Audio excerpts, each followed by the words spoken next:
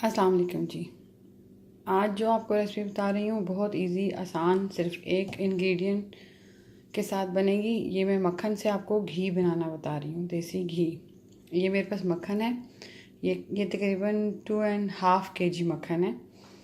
ठीक है जी। ये काव बटर है। ठीक है। एक आता है मार्केट में वेजिटेबल बटर, वो मत लें प्लीज़, काव बटर लें देसी घी बनाने के लिए। अच्छा जी, ये 2.5 kg बटर है।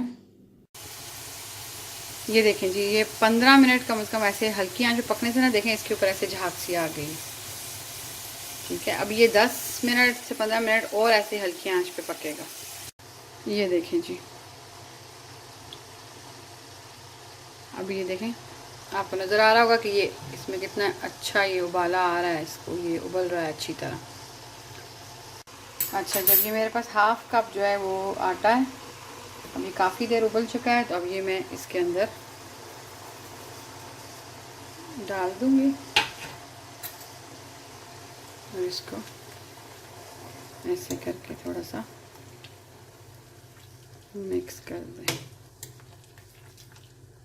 ठीक है जी। अब ये थोड़ी देर और पकेगा और ये आटा जो है ये खुद ब खुद जो है सारा नीचे बैठ जाएगा और ऑयल जो है वो, घी जो है वो ऊपर आ जाएगा। ये देखिए जी, अब आटा डालने के 5-6 मिनट बाद मैंने इसको बंद कर दिया। अब हम इसको इसी के चूल्हे के ऊपर पड़ा रहने देंगे और इसको ठंडा होने देंगे, फिर मैं आपको इसको दिखाऊंगी साथ साथ। ये देखें जी, आपका देसी घी बिल्कुल रेडी है। कुछ ज़्यादा काम नहीं किया था, आपके सामने 2-2.5 किलो बटर लिया था, कावा बटर, उसको ऊपर रखा, कम से कम 15 से 20 मिनट वो आराम से पिघला पका। उसके बाद उसके बीच में हाफ कप जो है आटा डाला, आटा 5-6 मिनट उसको मैंने पकाया, आटा खुद ब खुद नीचे बैठ गया और मैंने चूल्हा बंद कर दिया। उसके बाद अब देखें जी, ये आपका ये रेडी है।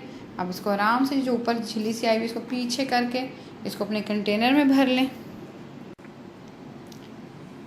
ये देखें जी, देसी घी रेडी है, जार में भर दिया है, कांच के जार में भरा है। कांच के जार में भी भर सकते हैं, स्टील के जार में भी भर सकते हैं, जो भी जार आपके पास अवेलेबल हो उसमें आप ये डाल लें, काफ़ी दिन इस्तेमाल होता है। मैं ज़्यादातर ऑयल की जगह अपने खानों में देसी घी इस्तेमाल करती हूँ। ये हेल्दी भी होता है और बच्चों के लिए तो खासकर बहुत अच्छा है।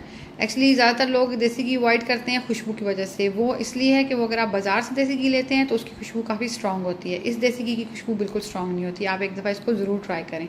तो उम्मीद करती हूँ कि आपको रेसिपी पसंद आएगी और आप लाइक करें और सब्सक्राइब करें, और प्लीज़ मुझे ज़रूर आइडियाज़ दिया करें कि आप लोग कौन सी रेसिपीज़ देखना चाहते हैं और कौन से खाने आपके लिए मैं बना के वीडियो आपके साथ शेयर करूँ।